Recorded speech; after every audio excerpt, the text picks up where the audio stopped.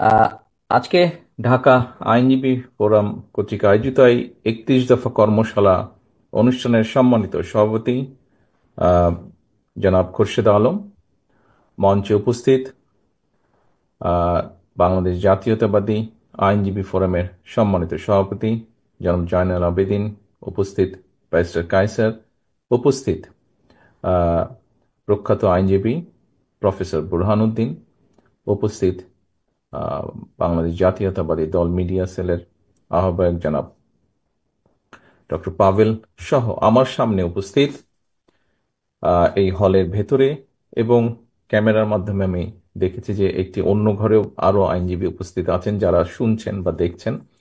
উপস্থিত সকল আইনজীবীবৃন্দ, আসসালামু আলাইকুম। আপনাদেরকে প্রথমে আন্তরিক ধন্যবাদ জানাই যে এই অনুষ্ঠানটিতে আহ, কথা বলার সুযোগ হওয়ার জন্য আমার মনে হয় আপনারা ডক্টর পাভেলের কাছ থেকে আমাদের 31 দফার যেই পুরো বিষয়টি, এই বিষয়টি সম্পর্কে আপনারা এর মধ্যেই সম্পূর্ণভাবে মোটামুটিভাবে শুনেছেন এবং আমাদের লক্ষ্য কি, উদ্দেশ্য কি সংক্ষিপ্তভাবে উনি তুলে ধরেছেন খুব সুন্দরভাবে। এখন এই যে 31 দফা, এই 31 দফাটির শুরু করার আগে আমরা যদি ভিন্নভাবে একটা বিষয় চিন্তা করি, সেটি হলো যে আপনারা আজকে যারা এখানে উপস্থিত আছেন, সেটি সুপ্রিম কোর্ট হোক, হাই কোর্ট হোক, ঢাকা বার হোক, অথবা বাংলাদেশের অন্য যে বারগুলো আছে সবগুলো বারের কেউ না কেউ কোনো না কোনো সদস্য আজকে এখানে উপস্থিত আছেন। একজন আইনজীবী হিসাবে যদি আপনি একটু পিছনে ফিরে তাকান, তাহলে বিগত 15-16 বছর বা 17 বছর আমরা যদি সেই 111 থেকে ধরি, তাহলে আপনি আপনার যে সেক্টরটি, এই সেক্টরে কি অবস্থা হয়েছে, কি অরাজকতা হয়েছে, কি অবিচার, কি অন্যায় হয়েছে, এটি আপনাদের প্রত্যেকের মেমোরিতে রয়ে গিয়েছে, স্মৃতিতে রয়ে গিয়েছে। এখন প্রিয় উপস্থিতিবৃন্দ, ঠিক একইভাবে যেহেতু আপনারা এমন একটি পেশায় আছেন, আপনাদেরকে আপনার পেশাগত দায়িত্বের কারণে বিভিন্ন মানুষের সাথে আপনাদেরকে মিশতে হয়, কথা বলতে হয়। আপনি একজন লয়ার, কিন্তু লয়ার হিসেবে আপনাকে পেশাগত কারণেই ব্যবসায়ীর সাথে কথা বলতে হয়, আপনাকে পেশাগত কারণে ডাক্তারের সাথে কথা বলতে হয়, ইঞ্জিনিয়ারের সাথে কথা বলতে হয়, একজন শিক্ষকের সাথে কথা বলতে হয়, একজন গৃহিণীর সাথে কথা বলতে হয়, একজন ছোট মুদির দোকানদার হোক বা একজন ছোট ব্যবসায়ী হোক বা যে কোনো পেশার বা সাংবাদিক হোক, যে কোনো পেশার মানুষের সাথে কম বেশি কথা বলতে হয় আপনার পেশাগত কারণে।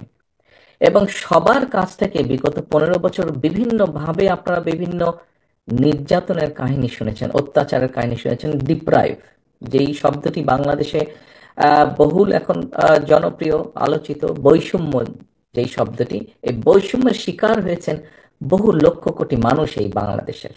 আর বাংলাদেশ জাতীয়তাবাদী দল সহ যে সকল রাজনৈতিক দল স্বৈরাচারের সময় মানুষের অধিকার আদায়ের আন্দোলনে সোচ্চার ছিল, মানুষের অধিকার, রাজনৈতিক অধিকার প্রতিষ্ঠার আন্দোলনে সোচ্চার ছিল, সেই সকল দলের নেতা বা কর্মীদের কি অবস্থা হয়েছে তার চাক্ষুষ প্রমাণ হচ্ছে না আপনারা। অর্থাৎ আপনাদের এই সেক্টর সহ, আইন সেক্টর সহ, বিচার ব্যবস্থা সহ সর্বক্ষেত্রে একটি অরাজক অবস্থা ছিল, একটি ভঙ্গুর পরিস্থিতি হয়ে গিয়েছে, হয়ে গিয়েছিল না হয়ে গিয়েছে, অর্থাৎ এখনো ক্ষেত্র বিশেষে এটা চলমান আছে। প্রিয় উপস্থিতিবৃন্দ, এখানে বক্তারা উল্লেখ করেছেন আপনাদের কাছে, আমি যতটুকু জানি আপনাদের প্রত্যেকের কাছে একটি ছোট বুকলেটও পৌঁছে গিয়েছে বোধহয় বাই নাও, অনুষ্ঠানের শুরুতেই। এবং সেখানে যদি আপনারা দেখেন, সেখানে একটি ডেট লেখা আছে যে কবে আমরা প্রথম এই 31 দফাটি উপস্থাপন করেছিলাম দেশের মানুষের কাছে, দেশের সামনে আমরা উপস্থাপন করেছিলাম। প্রথমে এটি 31 দফাটি 31 দফা ছিল না, এটি ছিল 27 দফা। এখানে বোরহান সাহেব খুব সুন্দরভাবে বলেছেন ওনার বক্তব্যে যে আমরা শহীদ রাষ্ট্রপতি জিয়াউর রহমান কর্তৃক ঘোষিত যে 19 দফা ছিল, সেখান থেকে আমরা নিয়েছি, যা বর্তমান সময়ের সাথে বা ভবিষ্যতের সাথে সামঞ্জস্যপূর্ণ। সময়ের সাথে কিছু কিছু জিনিস তো অবশ্যই পরিবর্তিত হয়। এরপরে আমরা ভিশন 2030 দেশনেত্রী বেগম খালেদা জিয়া যেটি উপস্থাপন করেছিলেন সেখান থেকেও নিয়েছি। আমরা প্রথমে এটিকে 27 দফা হিসাবে উপস্থাপন করেছিলাম। পরবর্তীতে আমাদের সাথে যে সকল গণতান্ত্রিক রাজনৈতিক দল ছিলেন তাদেরও মতামত নিয়েছি, তারাও কিছু কিছু মতামত নিয়েছেন। তারপরে আমরা এটিকে 31 দফায় নিয়ে আসি। 27 থেকে অন্যান্য যে সকল আমাদের সাথে রাজনৈতিক দল ছিলেন আন্দোলনে, তাদের মতামতের ভিত্তিতে, তাদেরও কিছু সাজেশন ছিল, সেটার ভিত্তিতে আমরা 31 দফায় নিয়ে আসি।